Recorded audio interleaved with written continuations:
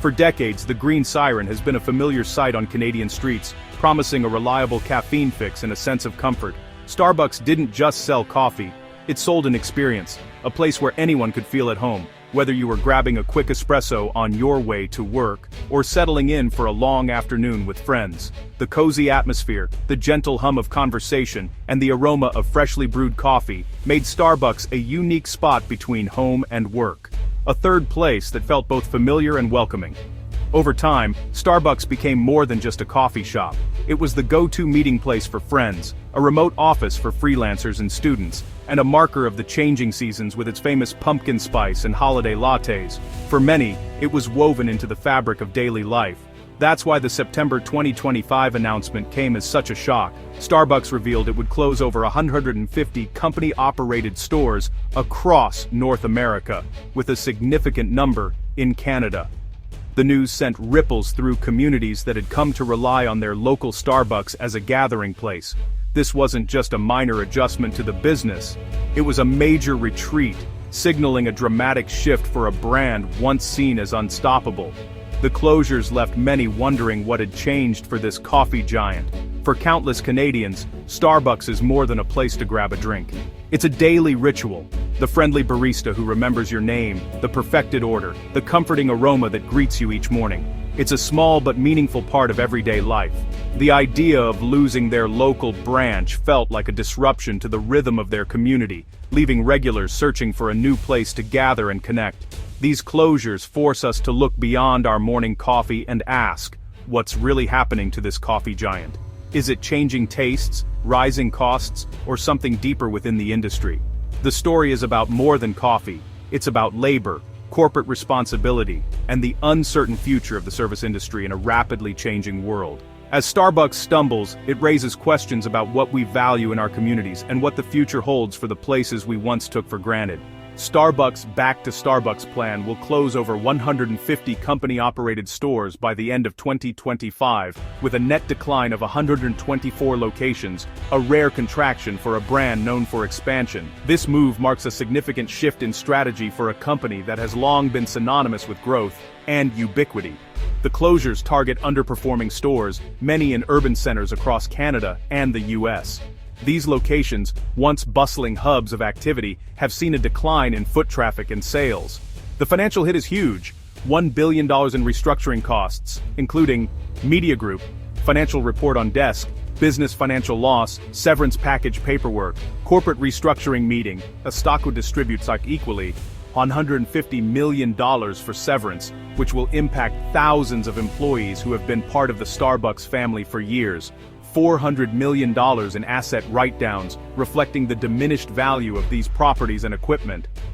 And $450 million in lease terminations, as the company exits long-term agreements in prime locations. Washington State, Starbucks' birthplace, is especially hard hit, losing 31 stores, including the flagship Seattle Reserve Roastery, resulting in hundreds of job losses. This is a significant blow to the local economy and the brand's heritage. In Canada, dozens of stores from Vancouver to Toronto are on the chopping block, many in busy downtowns and shopping centers. These closures will affect not just employees but also the daily routines of countless customers. These aren't just quiet neighborhood shops, they're high-traffic locations once considered essential. The decision to close these stores indicates a deeper reevaluation of the company's footprint. The decision suggests deeper financial issues, not just low foot traffic. It points to broader challenges within the company, including changing consumer habits and increased competition. For employees and customers, the closures bring uncertainty and signal a major shift in Starbucks' strategy. The impact on the community and the brand's loyal customer base cannot be understated. The move raises questions about the company's future and its place in North American coffee culture. As Starbucks navigates this challenging period, its next steps will be closely watched by industry analysts and coffee lovers alike. The response from employees and unions was swift and angry. Starbucks Workers United called the closures proof that things are going backward under CEO Brian Niccol. Protests erupted outside Starbucks' Seattle headquarters, with workers decrying understaffing, stagnant wages, and union-busting tactics. Many learned of their layoffs through news alerts, not their managers. Workers say the company's partner rhetoric rings hollow when decisions are made without their input. several closing stores had active union efforts, fueling accusations that the move is meant to disrupt organizing. Starbucks frames the closures as strategic, but workers see them as an attack on their rights and livelihoods. The battle lines are drawn: corporate strategy versus the lived experience of those in green aprons. From the top, Starbucks CEO Brian Niccol insists the closures are about long-term health and reinvestment. He says the plan targets stores that aren't financially sustainable or can't deliver the modern experience customers expect. The goal: free up capital to upgrade over 1,000 other locations with better layouts, technology, and staffing. Niccol promises more staff during peak hours, aiming for faster service and happier employees. By closing the least viable stores, Starbucks hopes to strengthen the rest. But for nearly 1,000 corporate and countless retail workers, the reality is a layoff notice. The executive vision of a better Starbucks tomorrow offers little comfort to those losing their jobs today.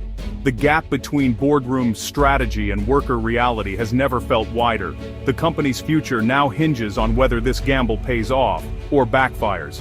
The most immediate and visible impact of Starbucks' restructuring plan is job loss. About 900 corporate positions are being eliminated, sending shockwaves through the company's headquarters and beyond. For many employees, this news came suddenly, with little time to prepare for such a major life change. And it's not just the corporate offices; hundreds more retail jobs are also on the line, affecting baristas and store managers who have built their lives around the company's familiar green logo. In Seattle and Kent, nearly 1,000 employees face layoffs, a blow that ripples through the local economy and hits families hard. These are communities where Starbucks has long been a major employer, and the loss of so many jobs is deeply felt. Starbucks says it will try to transfer affected baristas to other stores, hoping to soften the blow. But in many areas, there simply aren't enough open spots to absorb everyone, leaving many workers in limbo and unsure about their future. Some, like the 3N69 workers at the iconic Seattle roastery, weren't offered transfers at all. For them, the end came abruptly, with no clear path forward within the company. For those left without a job, Starbucks promises severance pay, extended health benefits, and job search support. These measures are meant to help ease the transition, but for many, the uncertainty remains overwhelming. But these measures can't erase the stress, anxiety, and disruption of losing a job and the sense of community that came with it.